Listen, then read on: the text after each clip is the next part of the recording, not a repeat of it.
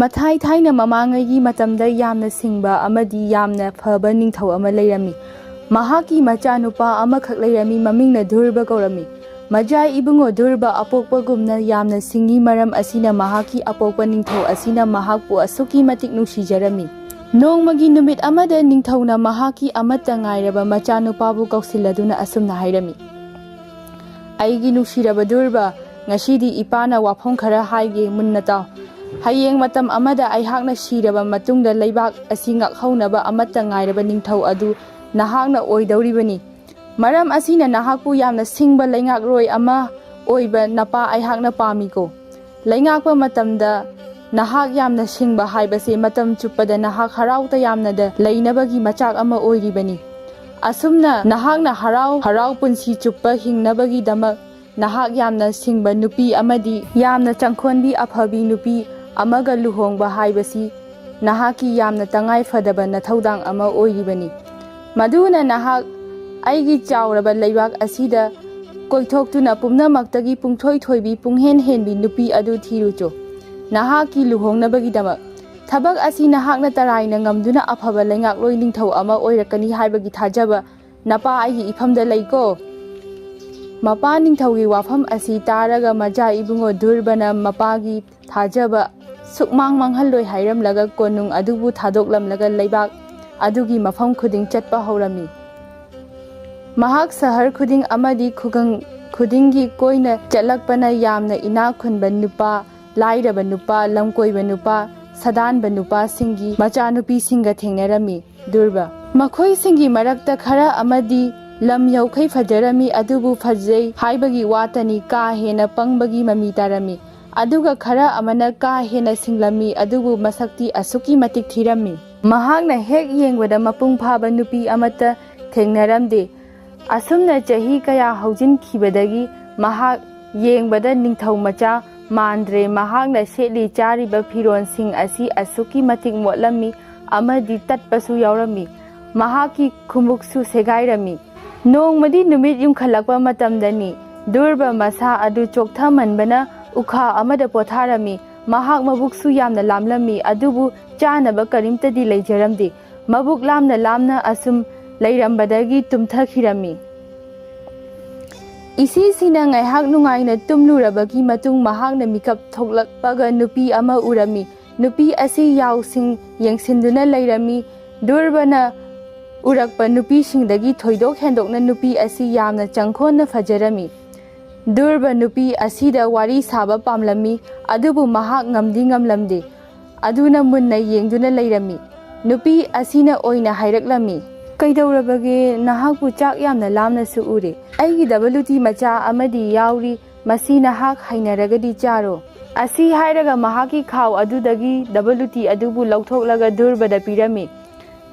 ꯙꯨꯔꯕꯁꯨ ꯂꯥꯝꯕꯒ ꯀꯩꯒ ꯌꯥꯝ ꯍꯥꯎꯅ ꯗꯕꯂꯨꯇꯤ ꯑꯗꯨꯕꯨ ꯆꯥꯔꯝꯃꯤ꯫ ꯃꯁꯤꯗꯒꯤ ꯅꯨꯄꯤ ꯑꯗꯨ ꯆꯠꯄ ꯍꯧꯈ꯭ꯔꯦ꯫ ꯑꯗꯨꯕꯨ ꯙꯨꯔꯕꯅꯗꯤ ꯅꯨꯄꯤ ꯑꯁꯤꯒ ꯂꯣꯏꯅꯅ ꯂꯩꯕ ꯄꯥꯝꯂꯝꯃꯤ꯫ ꯑꯗꯨꯅ ꯑꯁꯨꯝꯅ ꯍꯥꯏꯔꯛꯏ: "ꯑꯩꯒꯤ ꯎꯠꯀ ꯎ ꯂꯥꯛꯄ꯭ꯔꯣ ꯅꯍꯥꯛꯄꯨ"꯫ ꯅꯨꯄꯤ ꯑꯗꯨꯅ: "ꯎꯗꯦ, ꯎꯠ ꯑꯃꯠꯇ ꯎꯗꯦ, ꯑꯗꯨꯕꯨ ꯃꯤꯇꯥꯡꯕ ꯑꯃꯗꯤ ꯂꯝꯕꯤ ꯑꯁꯤ ꯐꯥꯎꯔꯒ ꯆꯠꯈꯤꯕꯅꯤ"꯫ ꯙꯨꯔꯕꯅ ꯈꯨꯝꯃꯤ: "ꯁꯦꯡꯂꯕꯣ ꯍꯥꯏꯁꯦ? ꯑꯗꯣ ꯑꯩꯒꯤ ꯎꯠ ꯑꯗꯨꯗꯤ ꯃꯃꯩ ꯌꯥꯎꯗꯕꯅꯦ, ꯅꯍꯥꯛꯅ ꯀꯃꯥꯏꯅ ꯈꯪꯂꯤꯅꯣ"꯫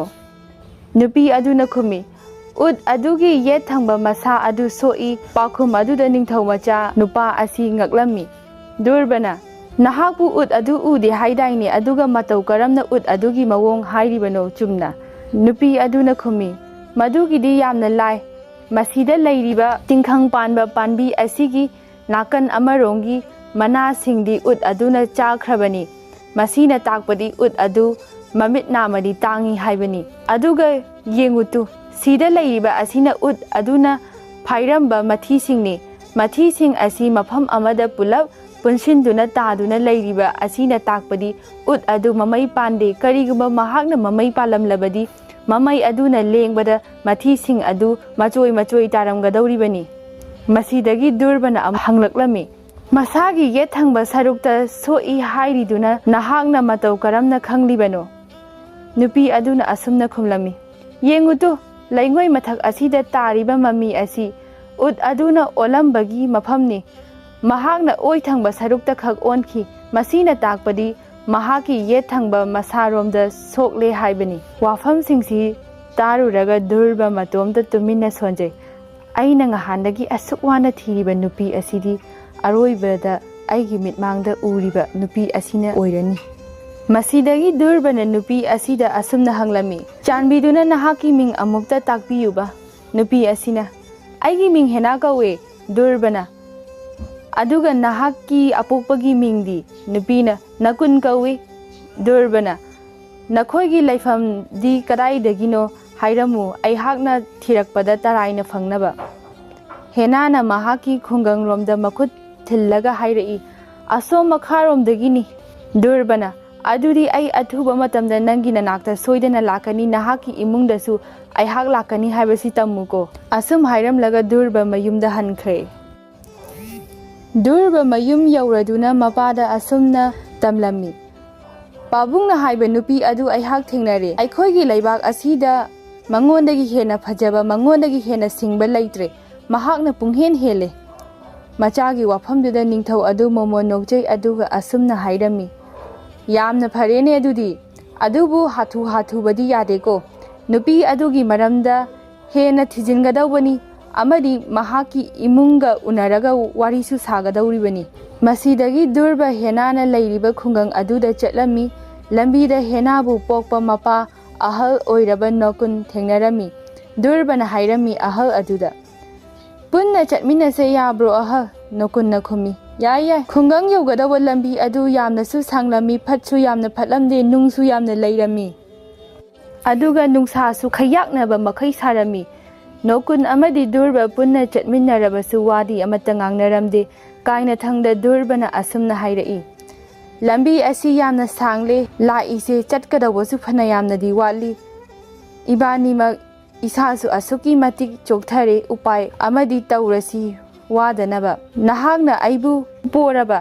natraga nahagna pamlaga aibu purabadi matamsi haukhibadi khangauroi nakunna durbada munna yengi adubu wadi amata ngangdi matomta khalli karaidagi angawuno sibu kayada pangkhraba minone masidagi mabani amana amuk hengat chatlami adubu wadi amata ngangnaramdi matam kharagi matungda naha oiriba nupa kharagi mapalanduna chatlami nupa singdu sanjama senaribani masidagi nakunna durbada hairai masigi san singsi kanagino khangbro aihaki inaw amagini mahak paisa yamna pai aduna san singsisu ina khullabani durba wafam aduda san ina khulli hairaga asumna nokhre aduga makha amuk tarai hoida san singsi yamna lairaba amani asi khallubada aidi thawa yamna ware wafam sida nokunna durbagi makokta haiphet tharai nokunna khalli masibu kadaidagi sakhangdabanone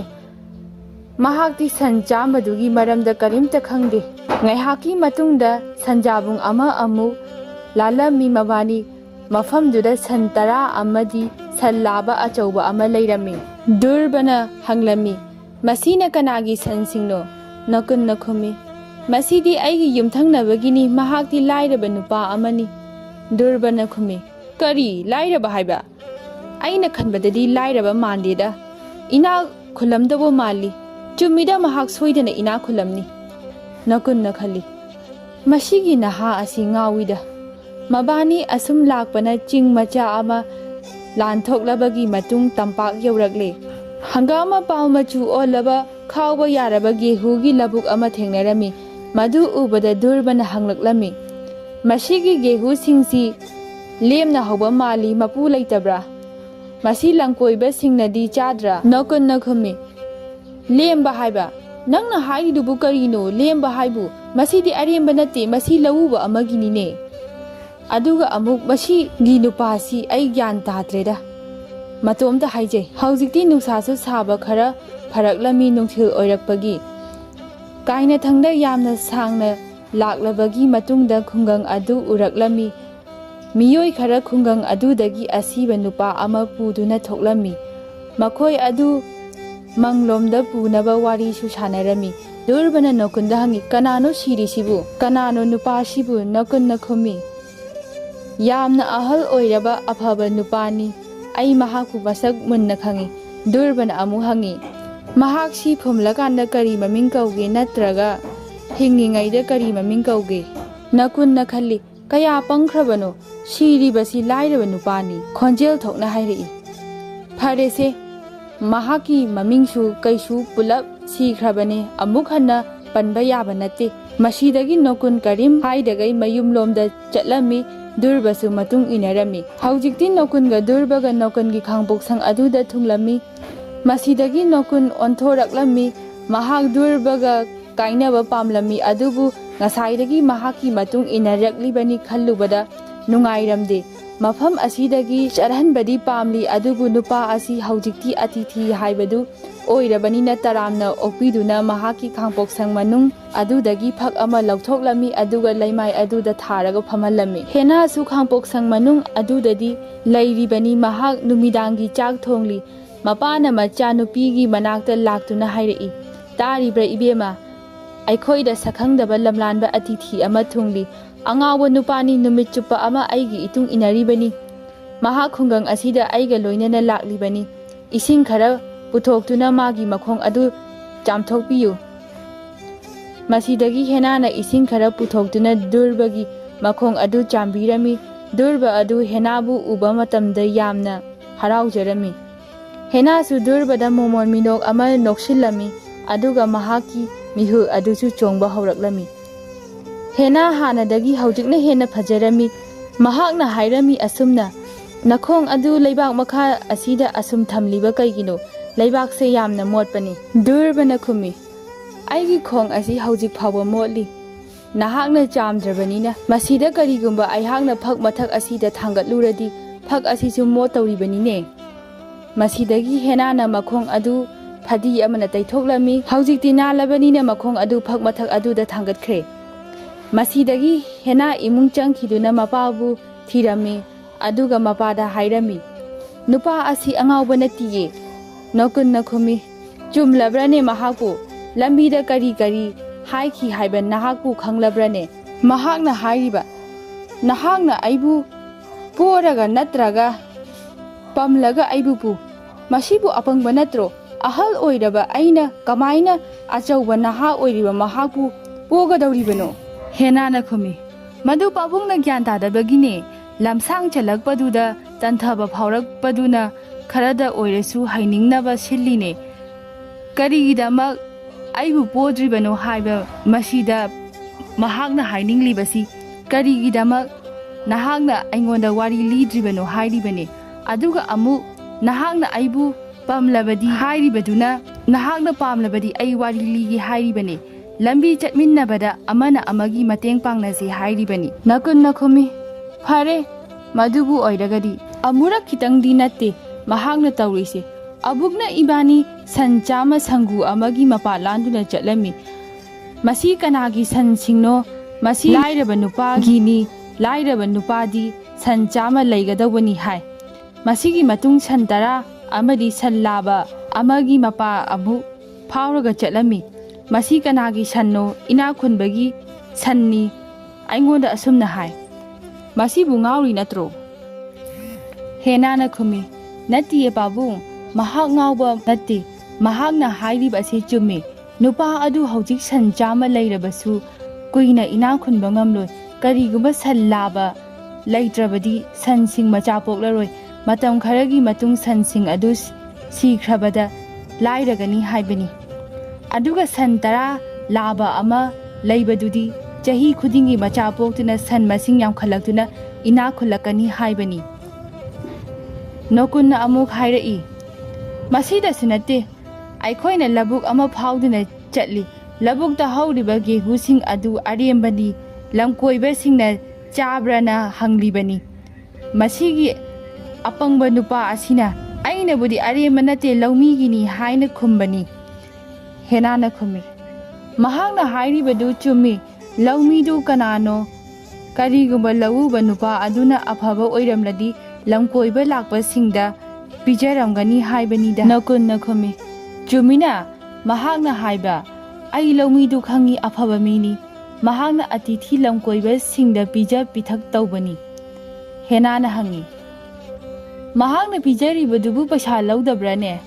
Nokunna laudeda yamna thauja laiba nupani. Henana adudi nupa asina hairisi chumdra gehu adu aremba oireko langkoiba singna lemna charabanina. Nokunna chume chume aduga amana aikhoi khungang yaurakpada mi asiba phumba puki maduda mahakna hangi phumlaba matungda maming kari kawi aduga hinglingaidana kari kawi. Henana khumi adusu yam laina gyan taba botni siribadugi machanupa laibra hangbani mapadugi mamingdu phumkhraba matung phau machanupa duga loinana laihorani haibani. Nokun adu machanupi ga wari sanaba aduda choktharaktuna manau nupagi manakta oina wari saba chatkre. Manau nupa aduda hairami nokunna aigi ichanupi du sunga hore nang amta yenglu law mapalda phak thaduna phamhauriba sakhangdaba nupa aduga chapmana hore angawbagi wahangsing adusu manau nupa duda tamlamli machanupina khumba singdusu tamlami. Manau nupa na hairami madudi achumbani nahaki nachanupi adu angang macha natte mahak nupa aduda luhongbiro aina yengbada nupa asi afaba miyoi oina ui. Nokunna khumi phana pharagasu mahakti mitopni ai gyan tadre nakhoi loi ngauraba male. Hena wari adu tabada yamna haraurami mahak matomdasu asumna hairami mahaksi yamnasu phajai aduga yamnasu singi aina urakpa thengnarakpa singdagi mahakna punghen heli. Durbadi phak aduda adumak lengdana phamlibani. Henana haikhiba wahai adu tahaurami masida mahak asuki matik haraurami.